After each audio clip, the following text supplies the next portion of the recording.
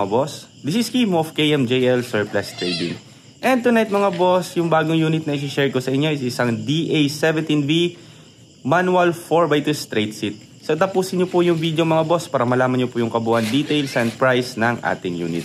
And sa mga bago pa lang po sa ating YouTube channel, please like, subscribe, and click the notification bell para lagi po tayong updated sa ating mga panibagong video upload. And bago ko po umpisahan yung video mga boss, gusto ko lang pasalamatan and i-shoutout si Sir Ricardo Pacheco of Nabunturan, Davao de Oro. Ayan, so maraming salamat po sir sa pagtitiwala nyo po dito sa KMJL Surplus Trading. So ayun mga boss, yung unit natin is isang DA17V manual 4x2 straight seat. Ayan, so made to order po yung unit na to. And ayun, yung owner is si Sir Ricardo Pacheco.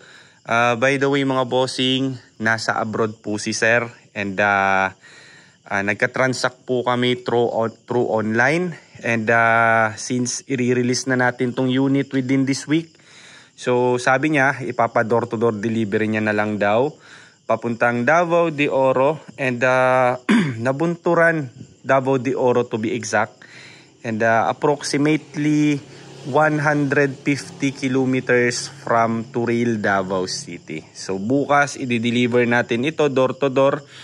And yun, bale po yung magre-receive nito is yung asawa ni Sir Ricardo Pacheco. Ayan. So ano-ano nga ba yung meron sa isang unit na to? Isa-isahin natin mga boss. So kulay niya is two-tone, chocolate brown and glossy black sa taas.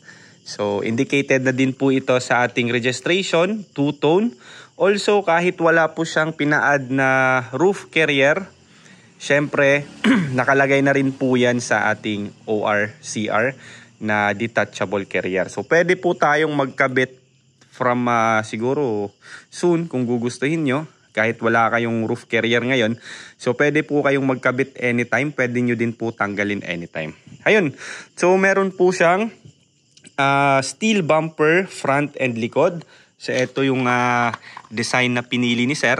And sa likod naman, papakita natin. Ayun. So ito naman madalas yung pinipili ng mga kliyente natin na nagpapagawa ng mga steel bumper. Another one is meron po siyang brand new 13 rims and tires. So brand new po yung gulong. Yung size niya is 165/65 R13. And brand new rims na rin. So outer type po or nakalabas yung mugs niya. And syempre kasama na po yung bulbs. And brand new na rin po yung kanyang lug nuts. So kasama po yan kapag kukuha po kayo or mag-a-avail kayo ng brand new rims and tires, kasama na po yung lug nuts. Syempre brand new po yan. And meron din po siyang kasamang original or Japan Surplus na rain visor. So mapapansin nyo mga boss, basta Japan Surplus po yung rain visor natin mga boss, syempre meron po siyang logo na Every. So silipin natin yung interior. Una-una mga boss, meron po siyang pinalagay na upholstery seat. So front and likod na upuan, kasama na po yan. Design and color, pinili po ni sir.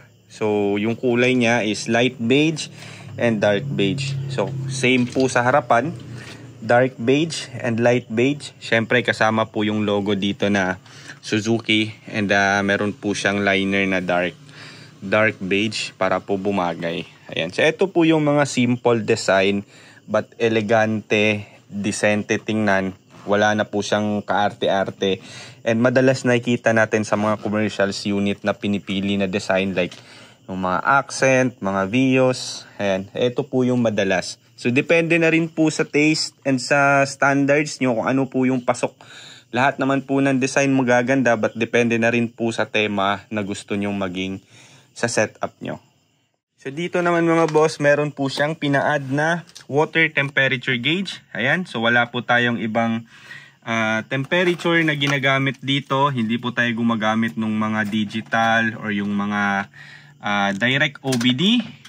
So this one is ang tawag dyan, analog po ito. And ayun, di pa pala gumagana. So i-check natin to bukas. And yun, direct po ito sa ating radiator. So yung sender niya po is naka-rekta po doon sa ating tubig. Kaya po accurate po talaga kung gamitin itong ating mga analog na water temperature gauge. Another thing mga boss, meron po tayong 7 inches touchscreen stereo with backing camera. So i-check natin mga boss, since for final check up pa po itong unit na to bukas. Ganito po gumagana, di ko lang alam mga boss kung gumagana na ba ngayon, but subukan natin. Pagka na-reverse tayo mga bossing, ayan, gumagana na. So ito po yung vision ng ating tawag dyan, backing camera. So meron po siyang adjust dun sa likod, pwede nating iangat, depende na lang po sa vision na kung saan tayo hiyang. So meron pong iba, gusto nilang setup is naka harap po mismo sa lupa. Meron din pong iba na mas angat-angat konti. So na-adjust po yan mga bossing. So dashboard natin mga boss, syempre ginaya lang natin yung ating original setup. And yun, Nissan po yung logo natin. Mapa Nissan, Mitsubishi, Mazda, lahat po yan mga bossing. Parehas lang po siya na Suzuki. So kumbaga rebrand na lang sila sa Japan. And ayun, Suzuki pa rin siya, parehas ng engine, parehas ng chassis, parehas ng kaha, lahat-lahat mga bossing, logo lang po and chassis. Yung yung letter lang po ng chassis number yung pinagkaiba dyan. But overall mga bossing, wag po kayong mag-alala kasi Suzuki pa rin po yung unit na yan. Ayan, so example mga boss, manual yung ating shifter. Since manual po yung unit natin, syempre converted pa rin po itong ating shifter.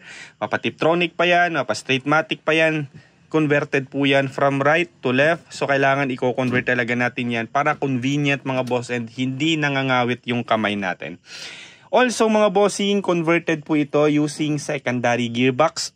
So sa ngayong panahon mga bossing, nagkakaubusan talaga dito sa Davao yung ating secondary gearbox. Kaya po yung iba hindi po sila nakakapag-convert ng unit kasi wala po talagang available na secondary gearbox dito ngayon. So di ko lang alam bakit sa Korea wala pa silang secondary gearbox kasi from Korea po kasi yung mga secondary gearbox na ginagamit natin. Ngayon, excuse me, yung nangyayari dito, yung mga builder, mga bossing, kanya-kanya na po sila ng diskarte paano i-convert yung unit kahit walang secondary gearbox. So mayroong iba, nagko-convert po sila na using brand new rack and assembly, but dun kasi wala pang available na pang DA17. Ang alam ko DA64 madami. So sila na nagdi-diskarte paano nila masalpak yon. And meron din po tayong ibang builder dito na gumagamit ng mga Japan made na secondary gearbox, which is hindi rin po hiyang para sa amin, pero depende na lang din sa diskarte nila.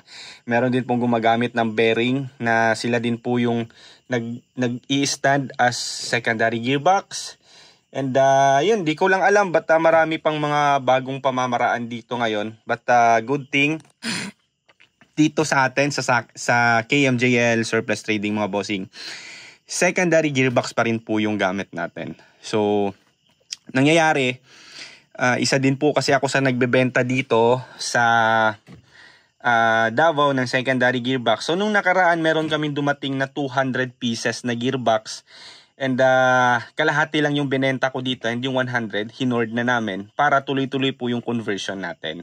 So ayun, sobrang mahal ng gearbox din mga bossing kaya nagtataas sila ng presyo. But tayo dito mga bossing, nasa mga meron pa tayo mga mahigit 60 pirasong secondary gearbox. So almost pa yan mahigit 30 units pa yung pwede nating ma-convert dito. So walang problema mga bossing, tuloy-tuloy lang pa rin tayo sa pagko-convert dito ngayon. And yun, wala po tayong ibang pamamaraan sa conversion bukod lamang po sa secondary gearbox. So yan po yung para kumbaga signature ng KMJL Surplus Trading. So since wala po siyang in-avail na brand new na mattings, so syempre nilagyan natin ng original na brand new mattings. Rubberized po ito mga bossing, likod and harap. And meron po siyang logo na nakalagay na every. Ayan. So kapag hindi po kayo nag-a-avail ng brand new mattings mga bossing, pag may extra tayong mga ganito, nililibre na po natin yan. But depende na lang mga bossing, pag wala naman tayong available, syempre wala tayong mabibigay. So sa mga straight seat mga bossing, andito po nakalagay yung kanyang jack, tie range and handle. Tatanggalin lang po natin itong plastic and andun po sa loob yung jack, and then andito po yung tie range and yung handle ng ating jack or yung pang-ikot ng ating jack. Ayan, so malinis po yung likod niya, walang mga box seats, walang mga upholstery sa ceiling. Kaya po yung mga ceiling naman, pag walang upholstery, nililinis lang natin, but hindi po talaga yan 100% nalilinis kasi meron din po silang mga stains na hindi talaga kayang tanggalin. So ginagawa natin kapag yung iba nag-a-avail ng pag nakikita nila na madumi talaga yung ceiling kahit na anong chemicals yung gamitin natin, kaya nagpapalagay na sila ng sealing felt and ano pa ba, upholstery na leather para sa ceiling. Ayan. And then, ayun, pads natin, side pads and back pads, original po yan. And kung mapapansin yung mga bossing, hindi po parehas ng mga kulay yung kanyang mga clips. Kasi nga sa Japan, pag dumating to sa Pilipinas, kulang na po yung mga clips natin. Kaya nag-i-stock din tayo ng mga brand new, yung color black, para makumpleto yung mga clips natin. And katulad nito, ito po yung original niya na clip. So kulang-kulang, kaya meron din tayo mga brand new. So yung mga medyo beige na color, yan po yung mga brand new natin. Ayan. So dito po nakalagay yung ating doom light or room light. Ayan. So dito naman sa ating spare tire mga bossing, kukunin lang natin doon sa gilid yung katabi ng jack yung ating tie range, and ito po yung pantanggal. Iikot lang natin, luluwagan, and kusa pong bababa dyan yung ating spare tire. And pagka ikakabit naman natin, ihihigpitan lang natin, opposite yung ikot, maglalak lang po siya ng kusa. So syempre mga bossing, basic setup pa po yung unit na order nyo or loaded unit. Syempre po mga bossing, sa presyo pong basic setup na binibigay natin, kasama na po dyan yung heavy PMS. So ano nga ba yung mga kasama sa heavy PMS? So una mga bossing, change oil. Pag Tiptronic naman, AGS cleaning. Pag manual naman, transmission fluid. And yun, under chassis, brake pads, brake shoe, stabilizer link, lower arm. Ayan, kasama yan. And differential oil. Ayan. And syempre sa makina, throttle body cleaning, intake manifold, ano pa ba? Spark plugs, coils, ayan, kasama yan. Cooling system natin, meron tayong thermostat, radiator cap, thermostat cap, ayan, kasama yan mga bossy. And madami pang iba. And syempre, kinakandak natin yung ating pinaka-importante. Number 1, yung ating road test, and after road test gumagawa tayo ng mga remarks. So pag may mga nalista tayong remarks during road test, babalik natin dito sa ating talyer, and gagawin natin kung ano pa yung pwede nating gawin before natin i-release. And syempre mga bossing, syempre hindi po mawawala yung ating after sales. So pag malapit lang kayo sa Davao, balik lang kayo dito sa shop anytime, schedule natin kung pwede. And ayun. So, presyo tayo agad mga bossing, yung kabuuan pong setup ng ganitong unit, DA17V, manual 4x2 power window straight seat, and yung mga nabanggit nating accessories, umabot lamang po ng 335,000 pesos, manual 4x2 na po yan. So, message lang po kayo mga bossing sa gustong magpa-quotate, mag-enquire mga bossing, chat po kayo sa ating official Facebook page na KMJL Surplus Trading. Pwede din po kayong rumekta sa aking personal Facebook account, yung nakikita niyo sa screen, Kim Luis Busalia, and also to my partner Kitty Cat G. And pwede din po kayong tumawag mga bossing sa aking smart number 0999-880-2420. And maraming salamat po sa patuloy niyong pagsosuporta sa KMJL Surplus Trading. See you po sa ating next vlog.